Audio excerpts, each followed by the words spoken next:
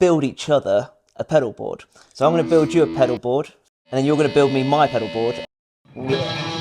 That's that, like, yeah, huge, isn't it? It goes from like being like one guitar to like two guitars. Like, hey guys, so today we have a really special episode with our engineer Dan. yeah, well, thanks for inviting me along, Chris, and thanks for a few years at Pedal Porn now. I think it's been 3 years, right? 3 years. I collect the little white things that we have, the little cut-offs on each pedal. I collect them in a little coffee jar. I'll count them one day, but I reckon we're up to about 800, 900 pedals. I think I'm nearing the 1,000 pedals mark. The twang, the fuzz, the octones, yeah, you name it, I've built it. So yeah, thanks for inviting me along. No, mate, it's cool because so we always talk about how we are players here at Pedal Porn, and Dan has an awesome band, and you're actually inviting them over today to actually record in the studio for the first time as a full band. Like, I've done it with my drummer Tom, and we've sort of added bass in post-production, but today is going to be cram as many people in here as we can. Yeah, absolutely, and I'm super excited because you're going to be playing with us. And I thought what would be a great idea is if we build each other a pedal board. So I'm going to build you a pedal board for your solo section and all the kind of lead parts that you're going to play in and then you're going to build me my pedal board for my rhythm section because I'll be playing those big power chords and all the chuggy bits for the verse. I've seen something that you pulled out of your car. Yeah. I feel like you're trying to do me over. It's like interesting, but we'll go over to the pedal board in a minute. Do you know roughly what you'd like me to build you? I think I need something with overdrive. Yep. And depending on what amp we use, I think it would be good for either one of us to have some kind of delay pedal or reverb or something, because we need that kind of big sound. There's only 2 guitarists in this band, and I think the track has about 7 guitarists playing at one point. Yeah. But so we're gonna have to deal with just 2 guitarists. So we're gonna have to make it sound as big as possible. And yeah, I reckon some kind of preamp-ish thing. But yeah, I'll leave it up to you to decide. Okay. And for me, I've heard the track a few times. Yeah. I know it's got that classic kind of country vibe. Yeah. So I do want some traditional, maybe like a slapback kind of thing. Like I was thinking the same thing. Yeah. Yeah, and just a big, huge, classic country tone. I'm not really a country guy. I feel like there's going to be guys watching this who are like, you should have done something Yeah, different. that's it. Yeah. But yeah, I think we should just go and... Let's build it, man. Let's do it. Let's go. Right, so we're at the Wall of Tone, unless you've got a better name for it. No. The Home of Tone. What we needed for your board, Chris, was some kind of tube screamer-esque thing. I don't think you've got any tube screamers in here at the moment. But we've obviously got some tube screamers. But I think what we're going to use today is the new Cowboy King by Pedal Porn. One of the best on the market, in my opinion. I know I work for Pedal Porn, but they are absolutely fantastic. I think it'd be perfect for this track. And then we'll talk about that slapback delay kind of thing as well. And I've just seen this on the wall, literally as I came in, and it'd be foolish not to use the Dan Electro Real Echo, because if you haven't used one of these are as close it gets to a tape echo. It is such a great pedal, and you're gonna love it. It's wicked. I bought another Dan Electro pedal. I hope you don't mind, but I bought you the Trip L Wah by Dan Electro. This is a wah pedal. Let me just put these down a sec. This is a wah pedal shaped like a Cadillac with the zebra print on it as well. I think you're going to enjoy using this. It's got 3 different wahs. It's got a bass wah, a mid wah, and a treble wah. I think you're going to enjoy using this, and we'll test drive all three modes and see which one you like best. But I think you're going to like this. Right. So now it's my turn to choose Dan's board. I know you want overdrive, so my natural inclination is to go to the blueprint. I was hovering over the King of Tone because how long did you wait for your King of Tone? I waited 2.5 years for mine. Oh, that's not bad actually. Yeah, I got in quite early. I think 2019 I put my name down, and I got it in 2022. So right, just you're one of the lucky ones. Like there's people like waiting like 7 years, I think now. Absolutely, yeah. So I feel like amazing pedal, but we've got to go with the blueprint because it's you use that live and like you've tested it. It's on my board anyway, so yeah, I'm comfortable with that. Lovely. So we've got the blueprint. I'll stick that there. Then you said about a preampy kind of pedal. You can probably get a nice preampy kind of tone if we use a fuzz face circuit and then roll back the gain so it's not too crazy. Yeah, man, love that idea. Yeah. Yeah. I feel bad going for one of our pedals again, so I feel like we should choose a fuzz face. There's a couple that I don't want to plug in just yet because they're like, we need to do a proper special video on. I think we'll go with the Wes Jeans Texas edition. Really cool, sizzly pedal. I think because it's got so much output and gain, like if you rolled back the heat, it's actually got a heat label, it should give you that output, that kind of preamp kind of tone. So, and it looks cool. It looks really cool. Yeah. When I'm doing the solo, we want something to make it sort of, you don't want it to be too muddy in the background. Yeah. So I think some kind of modulation. I feel like a vibe might be a bit too dramatic. So I think a tremolo. I'd love to go with the tremodillo, but for ease of, oh no, this one has got a power source. So we do make the chicken quiff, which is a direct recreation. But again, I don't want to be too pedal porn focused today. Otherwise, I just choose all pedal porn stuff. But so we've got the Cesar Diaz tremodillo, and yeah, that's a good mix there. Do I need 1, 2? I feel like I might have slightly underestimated the board size today. You've chosen the biggest pedals known to man. Yeah, I mean, it works well though, I think. Like that sits on there like that, that's there, and then you got your right foot for that. I suppose tremolo's got to go last because it's modulation. Fuzz first, and then overdrive in the middle. But again, I don't think this fuzz... It's all good, you can put it on the side. Yeah. Do you know, actually looks, that might just... Oh, that's quite nice actually. These are rattlesnake cables, really nice cables. Really cool for builds like this actually. Mate, if you can play that song, that you are a guitarist. It's drop C, isn't it? Yeah. But I can't. And I think he plays it out of tune as well. Yeah. Mate, what is this guitar? That is an absolute beauty. Yeah, I think I bought this just before COVID. It's a Chicago Music Exchange special. It's the first ever time they've done a Gibson SG in shell pink, and I'm a shell pink fanatic, to be honest. I've had a Strat and I've got a Telecaster with me, all in shell pink. And as soon as I saw this go up on online, I just had to put it straight on the credit card. So yeah, it's just an SG standard really, but it's got the T-type pickups, which a lot of people know about. I don't know much about it. Apparently they were kind of desired back in the 70s or something, or the 60s, and it was like, and they've remodeled it basically on that. But yeah, essentially it's an SG standard, but it's wicked. I think they made, it's something like either a 500 or just 1,000 of them. So you'll see one here, and I think Josh Scott has got one as well. Oh no way! Yeah, I've seen it in a few of his videos. But yeah, I love this guitar. It's easily one of the best guitars I own, so I love it. And that's what you're trading for a tremolo, is it? Yeah, that's it. Yeah. As well as your 63 Strat. Is it 63? Right. So here's my tone straight into the Marshall without any of the pedals.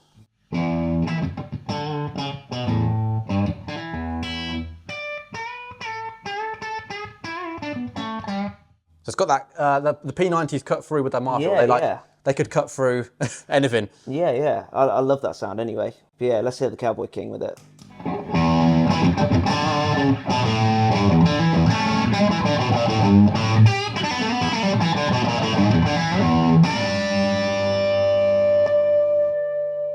It also sounds like a chorus when you kick it on, doesn't it?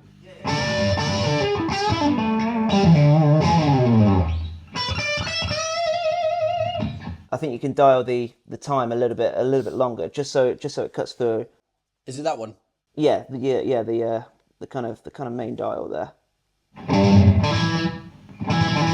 That's that, like, huge, isn't it? It goes from like being like one guitar to like two guitars, like. Yes. And especially with a track like this, like especially with big southern country rock stuff, you'll occasionally find that their tracks have like 5, 6, 7, maybe even 8 or 9 guitars on them. Right. And when you add something like this, it really adds like that kind of depth to it, especially for solos. When you're missing out the two guitarists and you're just down to one guitarist doing the rhythm, it kind of acts almost like the rhythm side to your lead as well. You almost want it on for everything though. Like now, I think so. Yeah. It's like a.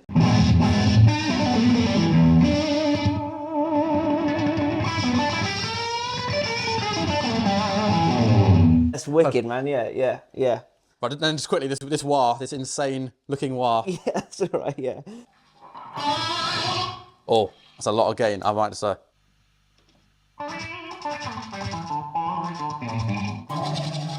It's a little bit scratchy. Yeah, it's an old one, so Yes. yeah, we may use it, we might not. You might not hear it in the context of the track. No, yeah. Oh, that's actually got a real nice sweep to it, actually.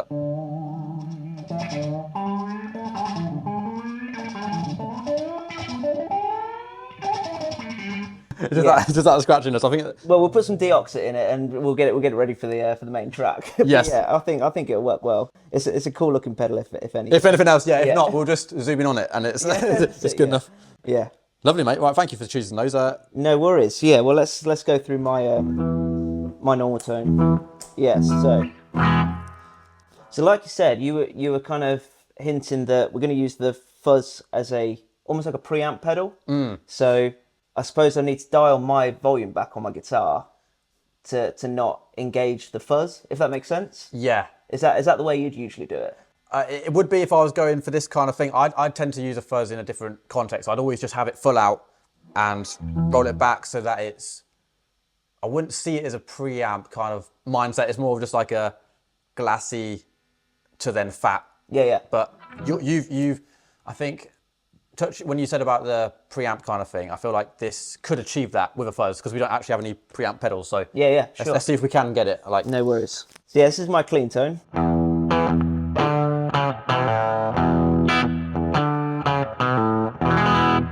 Just classic Fender tones, I think. That is that huge Fender sound, isn't Wicked, it? yeah. Yeah, very, very classic. Like I went to see Marcus King a few months ago, and he had exactly the same kind of tone. Oh, yeah. Yeah, it's great tone. But then, as you said,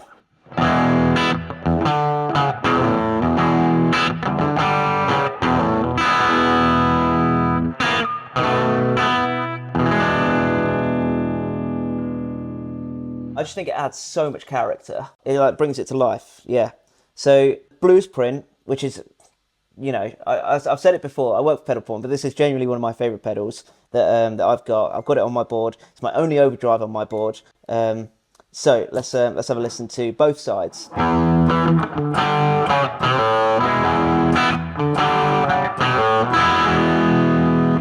I'm going to do the second side, which is kind of a bit lighter at the moment. But if we go for both sides,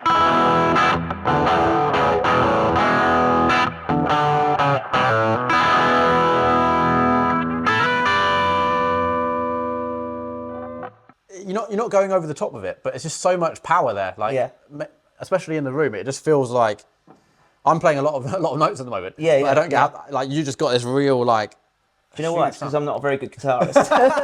Well, that's what I was trying to say in the last. No. Yeah. You're playing it very simply. That's my way of being passive aggressive. Yeah. Well, you know as well as me. I'm not an amazing guitarist. I'm not a lead guitarist. I'm definitely a rhythm guitarist. So when I play something, it's to accompany the lead guitarist usually. But yeah, my main instrument is a keyboard, as you know. But yeah, I do play a bit of guitar in this band, and for this track in particular, I'm going to be playing guitar. So what do you reckon? Am I going to be using both sides of this blues print, or just one side? Well, would you use it in addition to the preampy fuzz setting we've got? Yeah. So I suppose I need to hear it without the preamp.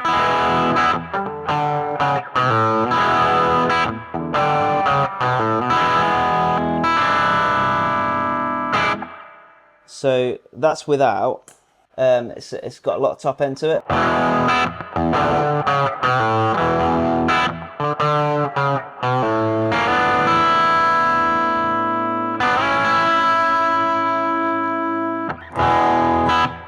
Yeah, I think I prefer it with the fuzz. And then the creme de la creme, the Cesar Diaz, the Tremodillo, which obviously this is a recreation of the chicken quiff. Right? That's exactly, yes. Yeah. It's going to be for the solo section. When Chris is going to be playing a solo, it just means get some really big chords going, and without it muddying up, and maybe add a little bit more drive onto that side then.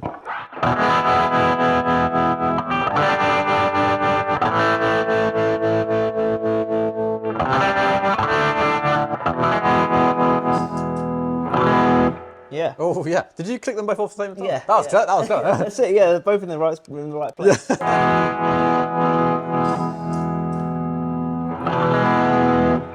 I think that's a good creation for today. Really, we've got everything we need for this track. Yeah, I think it's a mix between like Blackstone Cherry meets Marcus King meets a little bit of Stevie Ray. Yeah, I feel like that was my fault. Everywhere I go, I'm just a SRV wannabe. So it's like that's it. Yeah, yeah. Well, I'm surprised you're not using a Strat today as well. I had every so often you got to put down the Strat. Right. So I think that's about right. I think we nailed that kind of southern rock country-esque feel for this track, because it just needed that. It needed that big sound, and especially with just two guitarists, I think the Dan Electro there, it helped so much with bringing everything to life. I couldn't quite get that huge country slapback. Yeah. But you was just like, no, push the time up a bit, and it's like, oh, okay, that's where it is. And yeah, man. So I'm glad you spotted that. No, yeah. I think it's a great pedal, and real echo. I've used it before. It's a massive pedal though. Yes, it takes up like half the board, but yeah, it's a great one. The same with the first one. I like big pedals like that. I feel like it's just like it's a bit of a charm about it. It's like yeah. It's got more in. That's right. That's why they're bigger. Right. It's got more. Yeah, it's not because they use a disproportionately big case, is it? Yeah, that's it. Because there's more. So what's the name of this track we're about to do? So it's called Homegrown. It's out on the 28th of March. So it may be out already. And our band's called Lake Town. And I hope you enjoy the track. And thanks for playing on it again, Chris. No, I'm sort of half nervous because I don't know the track, but I'm very much looking forward to it, and I appreciate you asking me to do it. But no, you're gonna nail it, man. So in the second verse, you got that bit that stops in the middle. So just after the second line, you got the a bit. Yeah. Do you want to try it?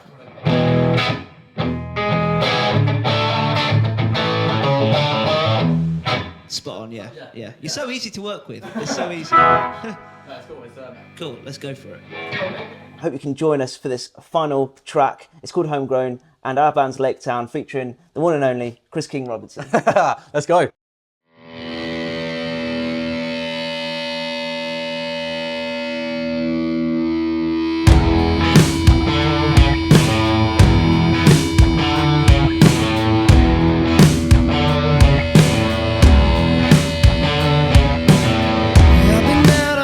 Singing songs for people I never met.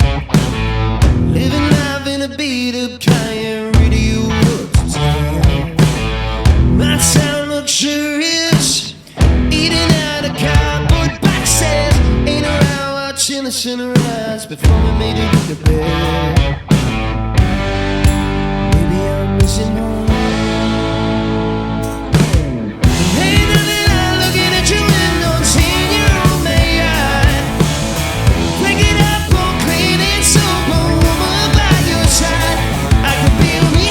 West Coast, Gulf Coast, Tokyo, Spain, do it all alone. But nothing feels better than being homegrown.